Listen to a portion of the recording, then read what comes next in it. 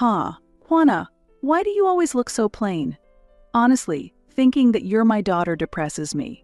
And being 38 and still single, what a troublesome existence you are. Troublesome existence? Compared to you, Melissa takes after me. She's truly beautiful and charismatic. It's hard to believe you two were born to the same mother. Maybe you were switched at birth at the hospital, don't you think? But Dad always said I looked just like him. That's true. I should have been more careful when choosing a partner back then. No matter how much money someone makes, marrying a man with such a plain appearance leads to having a daughter as dull as you. Don't talk about Dad that way. Unlike you, Dad always treated Melissa and me equally. Well, your plain father and you were two of a kind close buddies, weren't you? But unfortunately, he's no longer here. Now there's no one left to defend you. I can hardly remember being praised by my mother growing up. I have an older sister, 2 years older than me, who is both beautiful and highly intelligent. To my mother, Melissa was her pride and joy, whereas plain and unremarkable me seemed to lack any lovable qualities in her eyes. I'm Juana Price, a 38-year-old single office worker. My sister graduated from a prestigious national university, joined a top-tier company, and married her older colleague at age 28. Her husband, Harrison Green, is a promising elite employee highly regarded in his field. Harrison Green, nice to meet you. Just like my sister, he's flawless, and the two are viewed as an ideal couple, envied by everyone around them.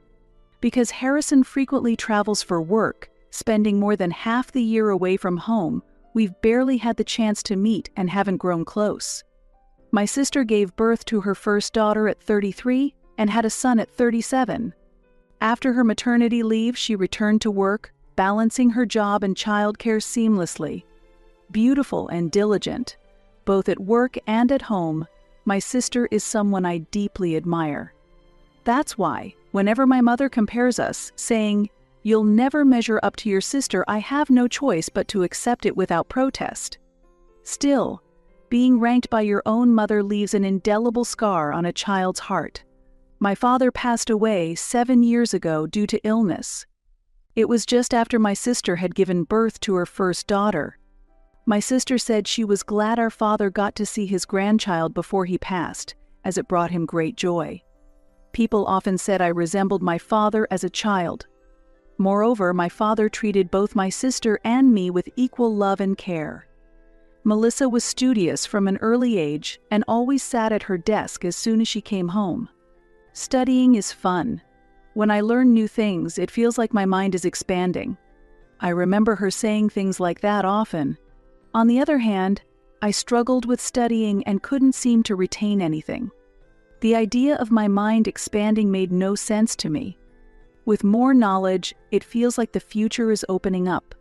Thinking that way makes the future seem so bright. Though Melissa spoke passionately about it, I couldn't see such a shining future. I never found studying enjoyable, nor did I have the passion for it that she did. Despite this, Melissa always devoted herself to studying at home and excelled in sports outside. She consistently won track and field competitions and served as the anchor in relay races, crossing the finish line first. Watching her, I felt words like gifted in both academics and athletics and beauty with brains were made for her. There's a saying that heaven does not bestow 2 gifts, but observing Melissa, it felt like she had been blessed with not just 2 but everything. So I had resigned myself somewhere along the way, thinking it might be inevitable for my mother to adore my older sister. No matter how hard I tried, I could never measure up to her. My sister was someone I admired, but as people around us often compared us with remarks like, "Even though you're sisters," it gradually became awkward to be around her. Though our relationship wasn't hostile, we weren't especially close either. Her talent and achievements were so overwhelming that she seemed like someone from another dimension to me. As I grew older, I began to think that comparing us was pointless. Even so, my heart was repeatedly wounded by the blatant sarcasm my mother would throw my way. No matter how much you try to get used to criticism or comparisons, it's something you can never truly adapt to. "Mom, Could you stop comparing me to Juana? We're different people. You're right, my bad. But can you blame me? The difference is just so obvious. I can see why you would feel upset, Melissa. Sometimes, when my mother would make sarcastic remarks, my sister would step in to defend me. But even her words sounded to me like, stop comparing me to someone like her. When you have an exceptionally talented sister, no matter how much you try not to think about it, a sense of inferiority inevitably takes root in some corner of your heart. No matter where I went, people would say, your sister is so and so, constantly comparing us. It was only natural that this would happen. And my mother, as if enjoying these comparisons, would keep adding fuel to the fire. Juana really takes after your father, unlike you, Melissa. When my mother laughed while saying this, I felt an inexplicable discomfort. Being told I resembled my father made me happy. I loved my father dearly. But the tone in my mother's words carried a hint of disdain toward my father, and that was something I couldn't stand. In such moments, my father always came to my defense. Hey, enough already. Both of them are our precious daughters. Melissa has her strengths, and so does Juana. Juana's strengths? I have no idea where those are, though. I said, stop it. Even though my father rarely raised his voice, these exchanges became a routine part of our household. After my father passed away, we decided to let go of the family home. The house was old, built by my father's grandfather, and was in disrepair. The windows wouldn't close properly. The second floor visibly slanted to the point where a ball would roll on its own. The floors creaked with every step, and it felt like it was only a matter of time before they gave way. Everyone agreed it was difficult to continue living there without major renovations. So we concluded it was better to sell the house and use the money to secure a new home. Though the house held many memories, my father had once jokingly said, "This house has reached its limit," so I believed he would have supported our decision. At the time, my sister and her husband were living in a rented apartment, but a plan emerged to use the proceeds from the house sale and their savings to build a two-family home for everyone to live in together. My sister offered me a choice, saying, "We can divide the money from the sale, and if you want to live alone, that's fine too." But my mother insisted strongly that we should build a two-family home. Under that pressure, both my sister's family and I ended up agreeing to her suggestion. Although I felt a desire to distance myself from my mother, I also felt uncertain about living alone for the first time. As I wavered, my brother-in-law reassured me, saying, "I travel a lot for work, so it would be a relief to have you around, Juana." My sister added, "I plan to continue working too, so having you here would really help." Unsure whether their words were sincere or just polite, I still felt somewhat happy to think they needed me. Thus, I decided to move into the new house and live with them. On the other hand, my mother blatantly said things like, "Honestly, the house would feel more spacious without Juana." Well, at best, she might be useful for babysitting. However, since my sister and her husband agreed to let me live with them, my mother didn't oppose the arrangement any further. Since my brother-in-law's parents had already passed away, no one objected to my sister's family living with us, so the plan moved forward smoothly. Now I live in the new house as a single woman. It seems my mother isn't too happy with this situation. How long do you plan to keep relying on your family home? She's asked me this question multiple times, but I managed to brush it off. My mother's sarcastic remarks are so routine that taking them seriously would be endless. Besides, my sister's children are absolutely adorable. My 7-year-old niece, Sarah, and 3-year-old nephew, Sammy, call me Aunt Juana and are very attached to me. When my sister works late, I sometimes pick them up from daycare. Seeing their excited faces as they run toward me always warms my heart. This year, Sarah started elementary school, and while I miss seeing her sweet little face light up like that, I feel comforted knowing Sammy is still young, and I can enjoy these moments with him for a while longer. So, you're 38 this year? When do you plan on getting married? I don't have any plans at the moment. Do you really think you can get married with that face? Honestly, it's hopeless. Marriage isn't everything, and I'm holding down a steady job. Don't act so high and mighty just because you work at some third-rate company. I'm not acting high and mighty. I can't stand seeing someone as plain-looking as you hanging around. Honestly, I wish you'd just disappear. Do you really have to say all that? Sarah and Sammy are so adorable, taking after Melissa. But with you here, I worry your looks might somehow rub off on them. Even though my mother doesn't spend much time with her grandchildren, she brings them up just to criticize me. Honestly, I sometimes wonder if continuing to live with my sister's family at 38 is the right thing to do. Maybe I should start living on my own. While I was considering this, my sister told me she was expecting her third child. Both my sister and brother-in-law, as well as the kids, were overjoyed. A third one, huh? Though my brother-in-law, like my sister, doesn't show his emotions much, he looked genuinely happy about the news. I felt happy for them too, but my mother's snide remarks intensified as a result. You're really just aging without contributing anything, aren't you? You're just wasting time getting older. I'm not exactly causing you any trouble, am I? You can't get married or have kids. Meanwhile, Melissa is already on her third child. People like you, who just grow older without producing anything, are nothing but a nuisance. Hurry up and leave. What? Sigh. Juana, why are you so plain looking? Honestly, thinking of you as my daughter depresses me. And to still be single at 38, it's truly troubling. Troubling. What does that even mean? In contrast, Melissa is so beautiful and radiant, just like me. It's hard to believe you both came from the same mother. Maybe you were switched at birth in the hospital or something. But Dad always said I look like him. That's true. I should have been more careful when choosing a partner back then. No matter how much money he made, marrying a man who looks like that is why I ended up with such a plain daughter. Don't talk about Dad like that. Unlike you, Dad treated Melissa and me equally. Well, you and your ugly father were always close, weren't you? But unfortunately he's gone now, and there's no one left to defend you. I couldn't believe how my mother spoke so gleefully about my father's death. And as if to twist the knife further, she continued, "You don't understand unless it's spelled out, do you?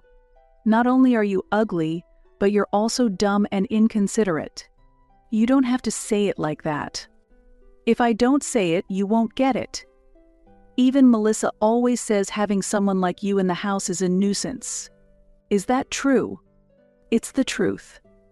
The fact that you don't even realize it just proves how hopeless you are." While I didn't fully believe my mother's words, I couldn't help but wonder in the back of my mind. If my sister really felt that way, it would deeply hurt me. Although I wasn't entirely free of insecurities around my sister, I thought we had managed to maintain a comfortable distance and a good relationship. I considered asking her about it, but something held me back. Perhaps it would be better to leave quietly rather than confirm it outright. After all, this wasn't really my home anymore. It felt more like my sister and her husband's house. It was only natural for both my mother and my sister to see my prolonged stay here as inconvenient. That day, I finally resolved to leave the house. But when I returned from work, my belongings were carelessly piled by the front door. "What's going on here? Since you wouldn't leave, I decided to put your stuff outside." "That's awful. You didn't have to do this." "Well, you clearly don't get it when I say it, so I had no choice." Looking at my scattered clothes, I felt tears welling up in my eyes. I felt pathetic and ashamed, picking up my things while wondering what I was doing with my life. At that moment, my sister arrived home with my nephew and niece. She must have picked them up from daycare and after-school care on her way back from work. Seeing me gathering my clothes, my sister looked at me coldly. "What is this situation?" The kids also stared at me, puzzled. My sister's gaze felt like it pierced through me, making me feel even more wretched. "See, isn't it better without Juana around? She's nothing but a burden. A burden. She's already old enough, yet she can't get married, can't have kids, and works at a third-rate company. She's completely worthless. Just having her here is a waste of time and money." Hearing my mother's words, my sister turned her eyes toward me. Suddenly, my niece came over and started helping me pick up my clothes. "Aunt Juana." "What are you doing, Sarah? You don't need to do that." "Stop it. Pretty girls don't do things like that. Leave the garbage picking to the ugly ones."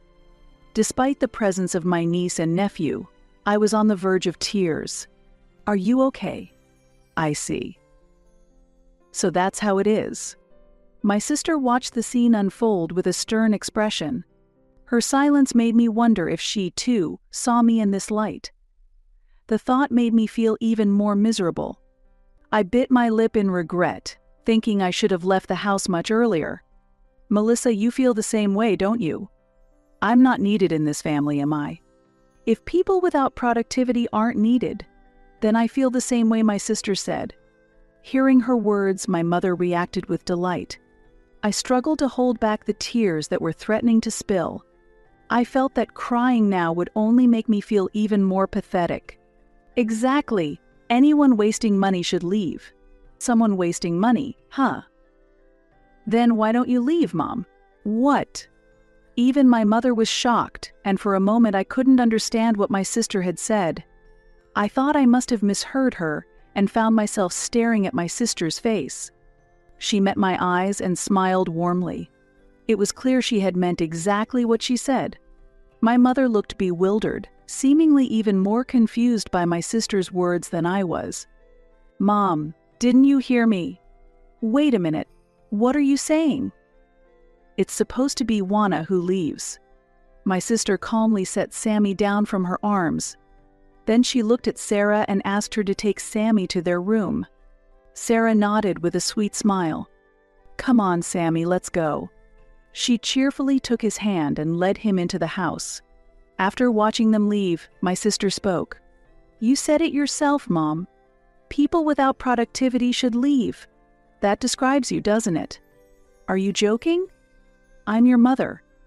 I gave birth to you. And what are you doing now?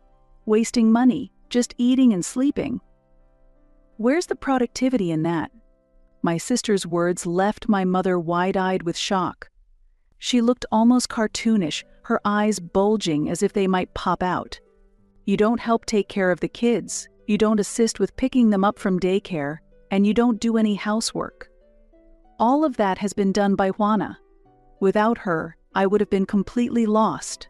"Sis, that's just because she's a freeloader, isn't it?"